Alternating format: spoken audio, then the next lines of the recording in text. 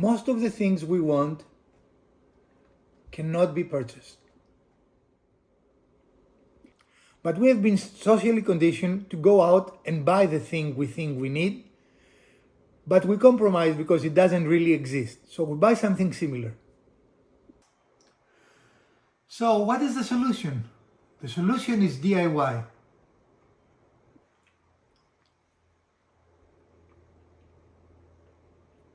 For example, today's project, I want a charging station table that has to fit specifically in this space, not interfere with walking through the area, and not interfere opening with the door.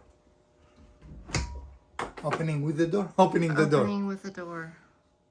Because my current charging station is like this, it is on my desk, it's always on my way, and I have to move it when I need to print. So that will not do.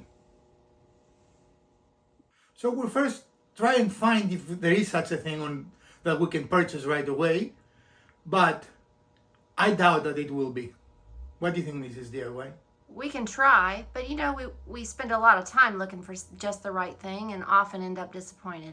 And that's why I said most of the things you want to buy don't exist, right? Yes, small narrow tables exist. Small shallow tables exist. But the table that meets all my criteria, plus I have another criterion, Another criterion is we wanted the height of this table because the human eye likes continuity. Right. And while we don't want it to be on our way here, we want it to meet all these criteria. So this is approximately 2 feet, and again, we're not doing to the 30-second measurements right here. So we're going to make it 2 feet high, 2 feet wide, and approximately 6 inches wide, deep, sorry. You cannot have two wides. This is the depth. And we're going to go approximately 6 inches, between 3 and 6. So we went to the jungle store and we can find small tables. As you can see, this one seems like it would fit, but look at the dimensions. 7.9 by 31.5 by 31.5. So it does not really meet our needs. Right. And we obviously don't want to spend a lot of money on this. And it is not expensive. Yeah, no, this one isn't. But, I mean, you could probably you might be able to find something closer to what you wanted, but it would be a lot more expensive. And you can see that they have options. Mm-hmm.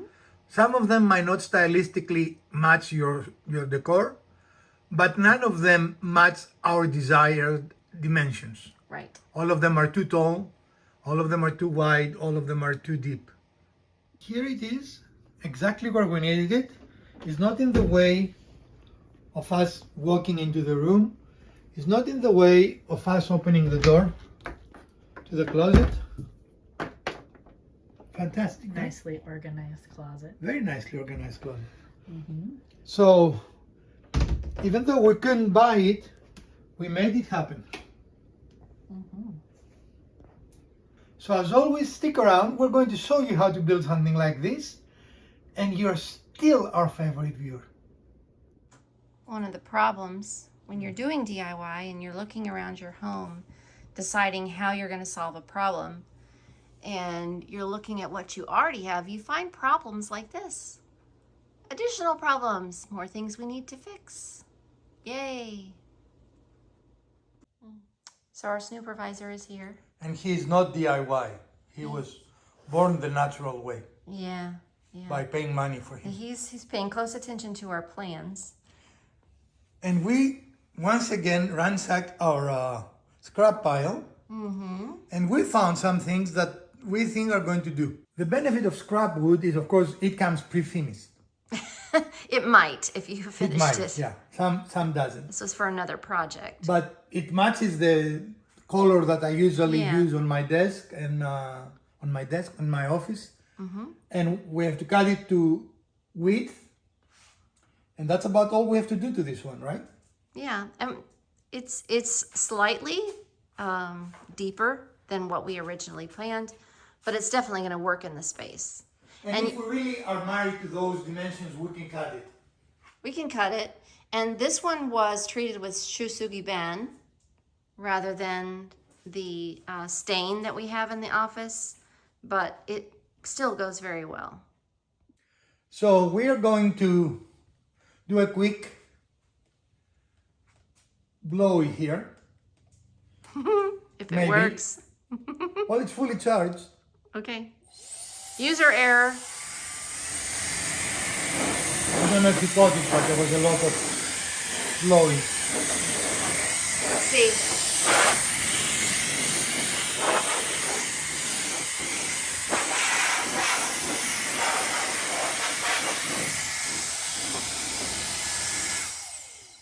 So you need to hold the button. That's the key. That definitely helps. So this served Elpida very well in 2 apartments, starting 3 moves away, 3 moves ago, and you were using it as a shelf, right? Well, yes. So we're going to start by removing the bracket here. Originally, it was a really nice kitchen shelf and expanded my ability to have things in my kitchen that had about 2 square feet of counter space. And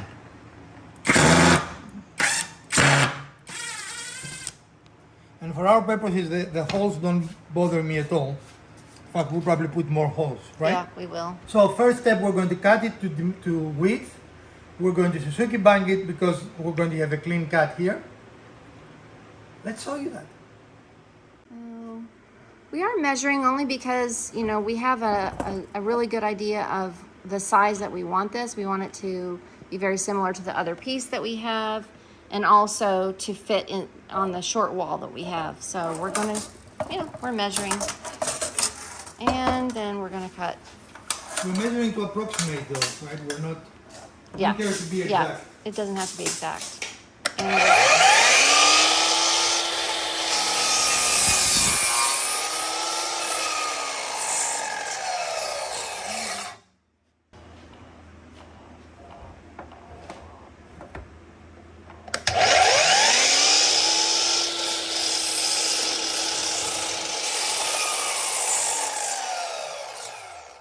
So we start by raising our blade just above the surface of our board. And our first step, well, I guess it's our second step. The first step was cutting the width, is to take the round over out of our board. So we're going to move the board to just be kissed by the blade. Like that, be kissed by the blade. All right, if you want to help either move that forward. Lock that one first.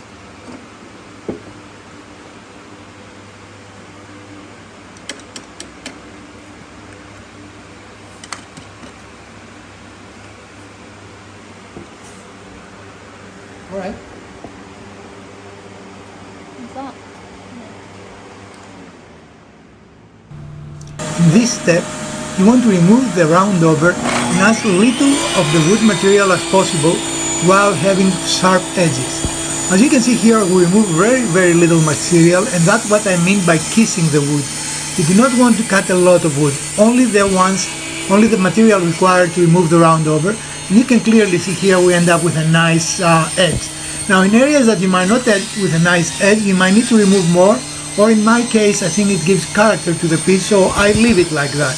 For example, you see here some natural edging, and I'm okay with that. If you're not okay with that, you just kiss the board again and you take another infinitesimal amount of material off until you have a perfect square. Again, that's a matter of personal aesthetic.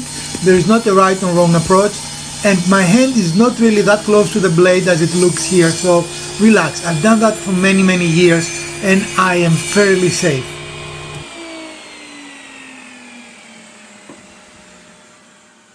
Now the other side.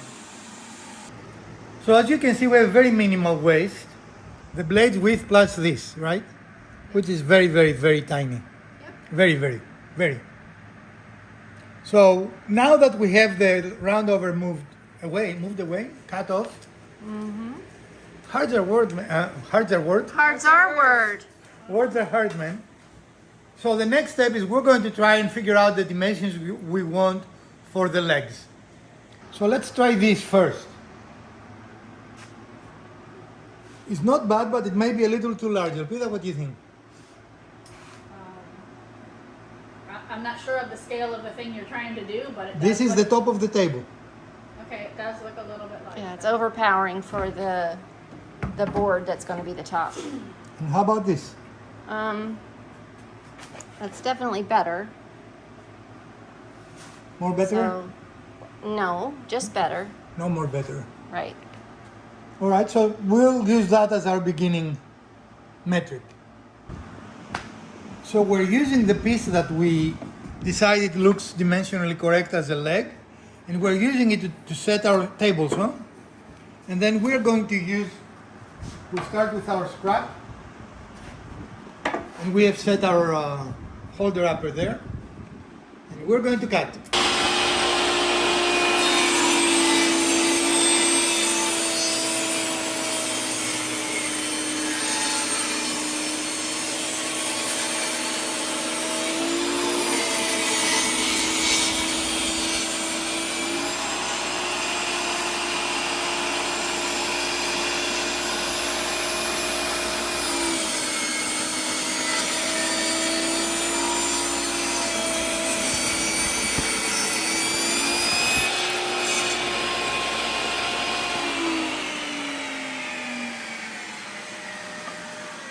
Alright, so we now have one dimension of the legs correct. We have to cut them in the correct height, right? Yep. Now let's make sure that this is the same. Close enough. Well, we're going to square off the ends here because they're a little bit at an angle.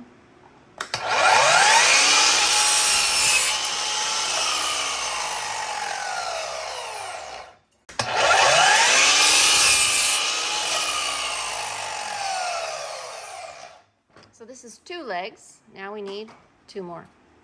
So we have this 2x2 that we're going to use, and the problem with this is that it is both twisted a little bit and bowed. You can see that it rocks on the floor, and it also curves that way.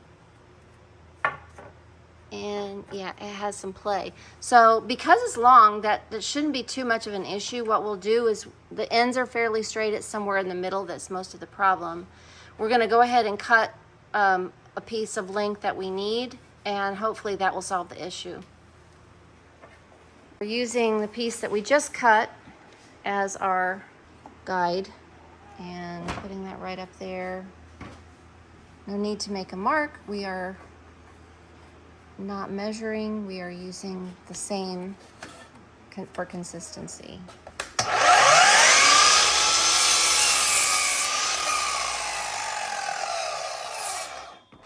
And now we just need to rip this piece. Here we're going to demonstrate the technique if there is 2 of you in the shop to avoid any kickback due to pinching. As you can see there, Elpida is putting a little wedge as my wood piece is progressing. And if there is any stresses on the wood that won't close, that wedge will make it safe, will not allow it to close, and will prevent kickback. Just another little tip from us to you.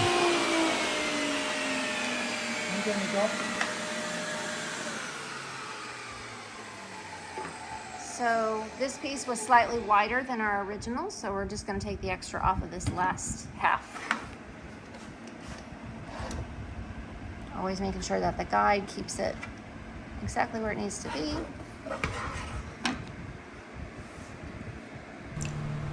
The technique we just showed you does not apply here because the offcut is very thin and it would not apply any significant pressure, so there is no threat of kickback in this specific cut. Learning your saw and learning when you need to apply different techniques is an important safety characteristic. Do not follow blindly what other people tell you in order to stay safe in your own saw, and use your head. Okay, so we have the pieces that we're going to use for the legs, which are these, and now we are trying to create a little bit of the design, you know, how far it's going to be from the edge here. So we're using a little scrap piece of PLA. PLA. to kind of measure, and we want the same on the side as on the front. We're doing the same on the other side. And now we need to measure between these here because we're going to make some rails and a skirt. So that looks to be about 19 3/8. Yeah, between 19 and 20. So we're going to cut some more pieces at that dimension. And this offcut is an example of a perfectly sized piece to create edging with. Like if you're using plywood or something. So you will not see the plies if you do not like that look. Yeah. We don't mind that It's look. substantial enough, but thin enough to use as a Edging. edging.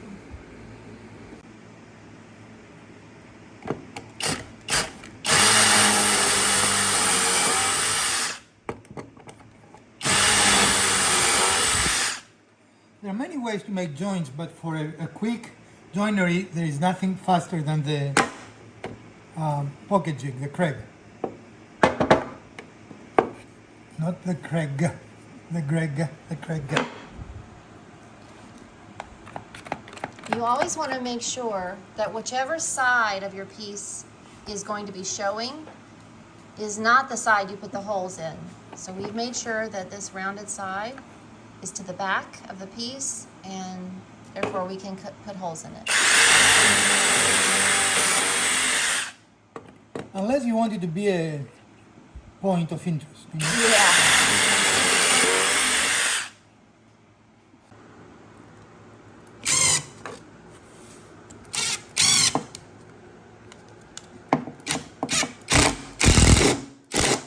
It has to be on forward. That's always helpful. So I've used a clamp to hold the pieces together, and they are on the flat surface of the saw so that we can keep the face pieces straight. You didn't see that. So the next step is to put another skirt front to back. And at this point you could be done. You could put a strengthening piece to keep the legs aligned correctly. Right? But you could be done at this point, right? I decided against Mrs. DIY's and Elpita's better judgment. I want to put a drawer. So we're not done. We still have to do the sides, but not quite yet. Can we actually put 4 pocket holes, 2 on each side, on this piece of wood? That is the question. And this is an identical piece of wood. Identical.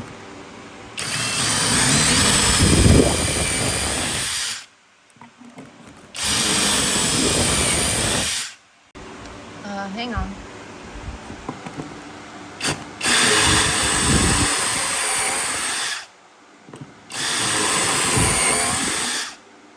And the big reveal.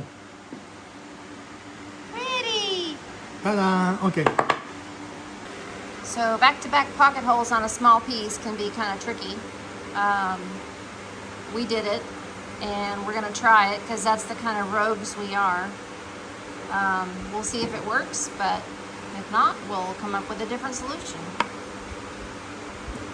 Here they are, all lined up in a row, ready to become part of the table. The table, the one and only. Right. It is important when you do pocket screw joinery, once you align your pieces, that the pieces do not move. Here you see me applying a clamp to prevent that movement because this is a tricky application and we cannot use traditional clamping methods for this specific corner. But anyway, you can devise that will keep your joint together and will not allow it to move. It will be a great way to have a fantastic outcome. Also keep in mind that once you put one screw in, Yes. the joint is pretty much locked and you can make small adjustments in the rotation axis. I don't know why it twisted. Can you do the other one first? Tell me when you're ready. I'm ready.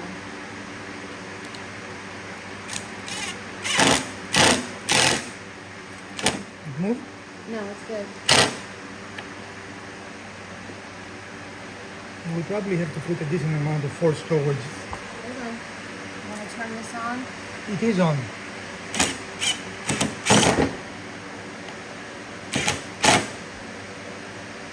okay? It's okay. Yeah, it's okay. Okay, now we need to do this, right?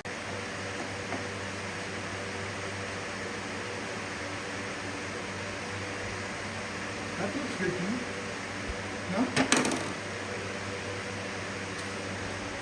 Famous last word. That looks good to me.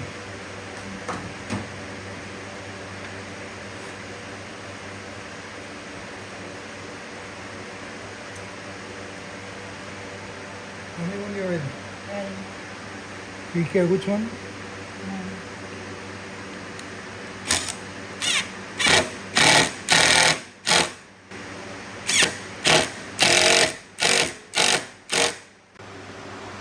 So now it is time to put the two together and hope they match. By George, they look pretty decent. I like that. What do you think? Yeah. I think we'll have to get like. Well, there is a little flex. The top one's done and then flex it out. Yeah. So we're going to start with one corner, make sure the other corner works, and we'll go from there.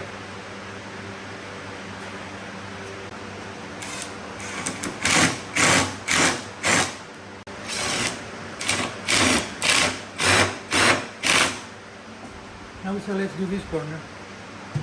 So for this one, we actually changed the angle of the clamp so that it was long ways to pull in a slight twist in the bottom bracket there. So this one has twisted again just a little bit. So as you can see, we have the clamp going long ways, and we're going to line that up and squeeze it so that it's going to bring it tight and flush. I think it did. Almost. There you go. There we go. I'm going to try to. There we go. You can see that it is flush. And now we're getting those pocket screws placed. And if we need to use it on the other side, we can.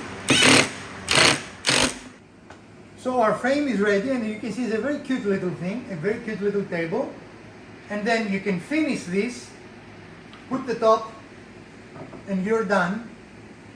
In our case, before we do that, we are going to work on the drawer, and if we fail, we're going to leave it like this, no drawer. We'll take a smidget off because it's a little tight. Smidget is a technical term.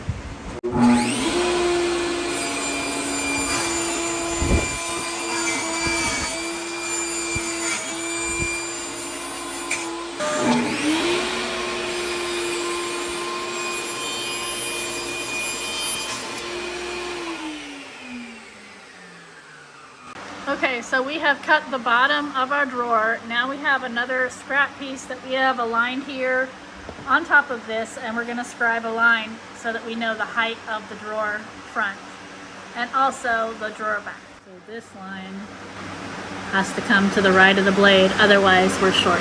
Yep. And are we good? I I think so. Block it.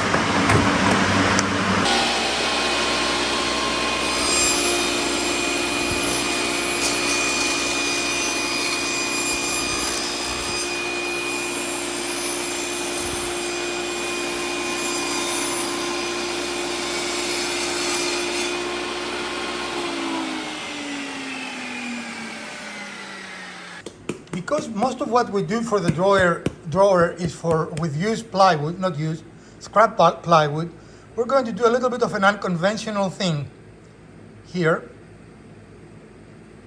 And we're showing you how we're going to connect it, but we're going to show you only one time. We're using glue, wood glue and CA glue. And this is the gel kind, so it's going to behave a little bit differently. It's at least a little thicker. But it will behave. Yes. Boy, you're so good when you remember to hit record when you want to record things. I'm not sure which is better, forgetting to record or recording like inside your pocket. I don't know. But what I said before was riveting, just no one will hear it now. Right. So we have now cut the pieces for we had the piece for the top of the table, and now we've cut a drawer front. And what we want to do is make the ends of this piece match this. So we're gonna do some shusugi band here, just to the ends. I don't see a flame. I don't either, but why is it? I guess there is a flame there, but try and see. Yeah. I guess there is an invisible flame. Mm-hmm. So this was the original finish, and we are repeating the finish because we made cuts to repurpose this very nice board. Don't run out of the paint and we'll do the last one. Oh my God. So the drawer fits, which is a good thing. And now we're going to bring it here so we can attach the drawer front. We won't make it look like this, right? Right. So this small drawer is going to hold small chargers and cables, that's all, right? Right. All So now, right, so we have another scrap of this board that was formerly my shelf, and we're trying to make a panel to go into either end of our table here, just to add another visual element. And so what we did was hold the board up here and scribe here and here, and that you can see on the board here and here. And now we're going to use the bandsaw to cut this out, and then it should fit nicely in here as just a nice little panel. you most certainly do not need a bandsaw for this cut. A handsaw will work fine, even a jigsaw will work fine, many different saws will work fine. We just have the bandsaw and we try to finish the production of the video so we can edit it. So we're using the tools we have. But this product does not need all the tools that you see us using here, and it is not necessary to complete. So do not get fooled by the people that tell you you need all kinds of equipment. We happen to collect some equipment over the years, and because we're going to edit and we have other things to do after we finish the project, we use them to make things a little bit faster for us. But necessarily, you do not have to have all those tools, and you can have sometimes even better results by using a handsaw, especially if you have a very steady hand and you need the practice.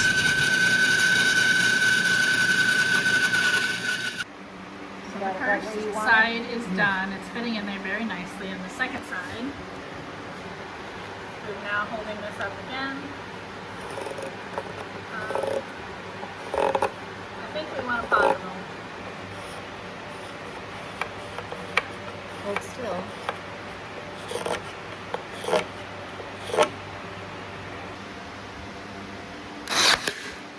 All right. Just nailing in these inserts. On the top or bottom? Top is fine.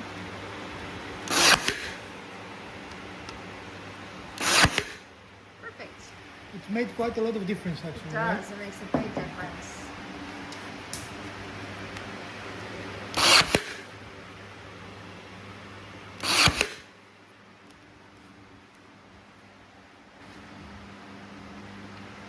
Push it in a little.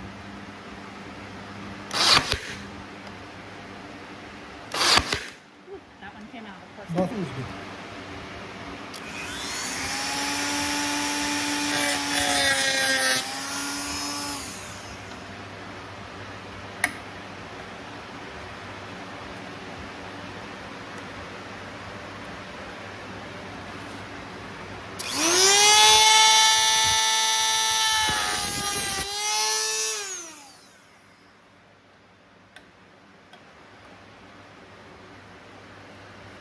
All right, excellent. I'm not sure what the problem is, but once again, our equipment did not record audio for this little segment. All we're doing is we're using a small torch to touch up little problem areas that we had on the side piece here. And I was talking to you about that. I apologize for the mistake. I'm trying to troubleshoot and find out why at random points it stopped recording audio. We might try microphones on the next video and see if that will help us any. Thank you for your patience. So we just have attached these supports that we put on the frame to the top. So now we've put some screws here that go all the way through the support piece into the top, And it should hold that pretty well. Ah, there is not going anywhere. I'm not worried about it. So here's the back of the table, and the drawer back is right here. So if you didn't want to put a face on the drawer, that's what it would look like from the piece that we made anyway. And then as we flip it around, you can see the drawer front. Now, because this was Suzuki Bang and all kinds of warped, but that's okay. I like that look. I like we went out on the barn and picked up a piece of wood and we made something out of it. And these are just a very nice detail, right? Yep.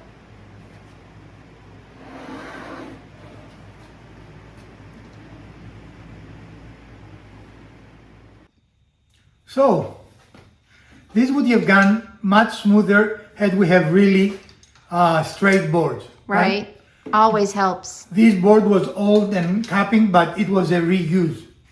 And we liked the look of it and we didn't want to just make it firewood. I kind of like this look. I don't know how you feel, ladies. Yeah. No, it really looks nice. But in any case, the hardest thing on this build was? Matching up the pieces and, using a board that we knew had been for a different purpose and is slightly warped. Oh, and some of the leg wood was also a little bit warped. Yeah, I mean, we used what we had on hand, so we didn't have to buy anything for this project. It was all scrap and, dismantled project. So I think it came out really well. I think so too. Intermediate, beginner, advanced. Intermediate, just because of the pocket screws and understanding how to use those. And of course, this is not the ideal way to make a drawer, but I wanted to use those pieces of plywood we had, and this drawer will never have anything heavy. Right. In fact, actually, it probably can have heavy things if you can fit them in there. It's a very, very small drawer. In any case, we hope you enjoyed this episode, and if you did, we'll appreciate a thumbs up. If you didn't, hit the other button twice. Share, subscribe. Let us know. Do you like episodes like this? And if you do, we're going to build more. Blah, blah, blah, blah, blah, blah, blah, blah. It has been a long day, hasn't it? And if you like them, we're going to make more for you. From Professor DIY, Mrs. DIY, and Elpida, let's build something together.